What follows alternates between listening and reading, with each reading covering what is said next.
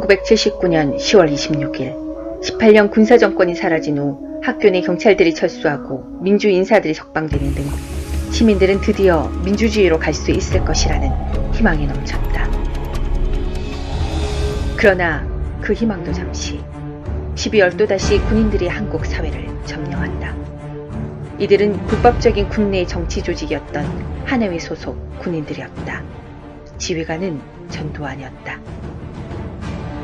그들은 민주화의 열기를 꺾고 군사독재 체제를 유지하기 위해 광주 시민들을 무참히 학살한다. 5.18 민주항쟁을 피로 진압한 신공부는 국가위 비상대책위원회를 설치한다. 구속과 고문, 강도 높은 탄압으로 사회를 제압한 전두환은 유신헌법에 의해 대통령에 취임한다. 새로운 군사정권이 들어서자마자 한 일은 언론 탄압이었다.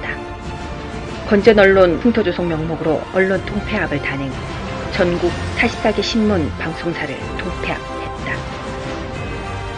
학생들과 민주인사들은 광주 학살을 방조한 미국과 전두환 정권의 분노의 목소리를 높였다.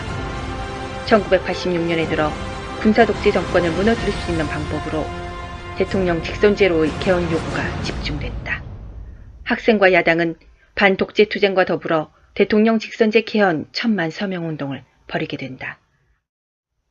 1980년 5월 광주 시민들의 뜨겁고 의로운 항거는 민주화 운동의 밑거름으로 다시 부활하기 시작한 것이다. (1986년 5월 3일) 인천 시민회관 앞 2만여 명의 학생, 노동자, 시민들이 모여들었다.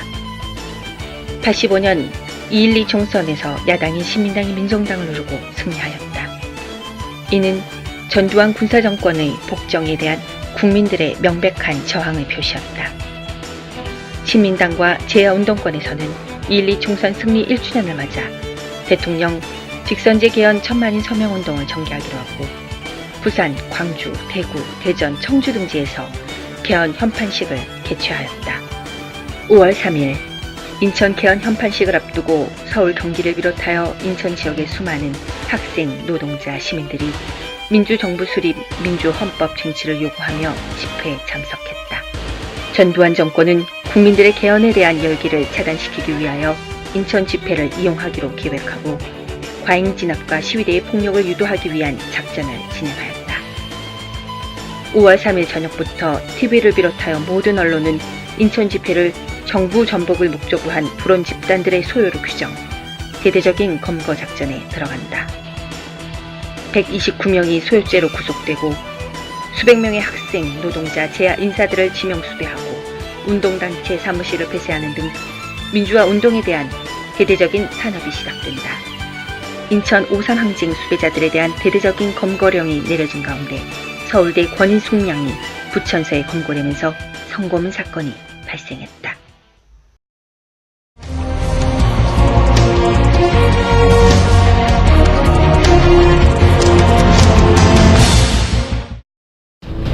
(1987년 1월 14일) 서울대 박종철 군이 치안본부 남영동 대공분실에서 조사를 받던 중 고문으로 사망했다.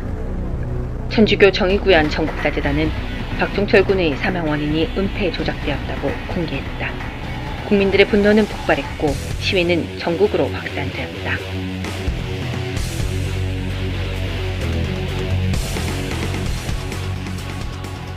그 와중에 대통령 직선제에 대한 국민들의 열망을 송두리째 꺾어놓는 사실상 호원 조치가 발표됐다.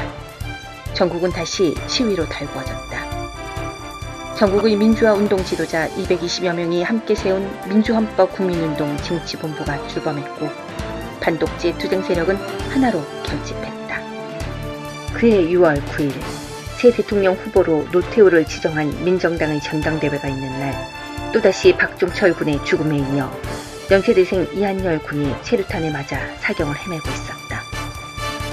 국민들은 고문과 폭력적인 정권에 맞서 민주정부 수립을 위해 다시 떨쳐 일어났다. 거리의 자동차들은 경적을 울렸고 시민들은 흰 손수건을 흔들며 동참했다. 직선제 개헌과 민주정부 수립 요구는 전국 22개 도시로 번져갔다. 150만이 참여한 항쟁의 거대한 물결이었다. 김일기 열사요!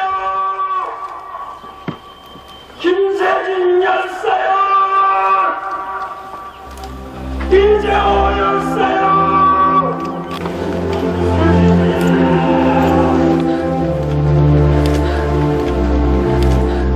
고문으로 숨진 박종철, 체류탄에 숨진 이한열의 죽음은 6월 항쟁이 무엇을 딛고 일어섰는지, 민주주의를 향한 길은 얼마나 험난하고 숭고한 것인지를 깨닫게 했다. 거리의 시민들 앞에 한국의 민주주의는 더 이상 독재자가 국민 위에 군림할 수 없을 만큼 전개되고 있었다. 마침내 군사독재 정권은 굴복했다. 새 대통령 후보 노태우가 6.29 선언을 발표하고 대통령 직선제를 받아들였다. 인천 5.3 민주항쟁과 6월 항쟁의 성과가 이렇게 결실을 맺게 된다. 이어 그동안 억눌려왔던 각계각층의 요구들이 분출되기 시작했다. 7월, 8월, 9월 3개월 동안 지속된 노동자 대투쟁은 한국 사회에서 가장 억눌려왔던 계층이 누구였는가를 보여주었다. 노동자 투쟁은 울산의 현대노조를 시작으로 마산, 창원 등 주요 공단과 인천, 부천, 서울 등으로 확산됐고 석 달 동안 무려 1000여 개의 노동조합이 세워졌다. 이제 5.3 항쟁과 6월 항쟁이 타오르던 광장에선 반전의 평화의 집회가 열리고 세월호에서 숨진 학생들을 추모하는 촛불이 켜지고 있다. 민주주의를 위해 싸운 앞선 세대의 승리의 경험은 오늘 더 나은 세상을 향한 젊은 힘들로 되살아나고 있는 것이다. 1986년 5월 3일 주한 시민회관 사거리 일대를 가득 메운 2만여 명이 넘는 노동자, 시민 학생들이 한마음으로 바란 것은 빼앗긴 민주주의의 회복이다. 인천 5.3 민주항쟁은 이후 대대적인 탄압이라는 아픔을 딛고 1987년 6월 항쟁의 시발점이 되었고 전두환 독재정권 퇴진과 대통령 직선제를 이끈 원동력이 되었다. 인천 5.3 민주항쟁은 남녀노소 각계각층의 시민들이 민주주의라는 목표 아래 하나 되어 군사독재 체제를 정산하고 국민의 손으로 정부를 세울 수 있는 계기를 마련한 우리들의 자랑스러운 역사이다. 시퍼렇게 숨을 들어도 강물 저 가리라.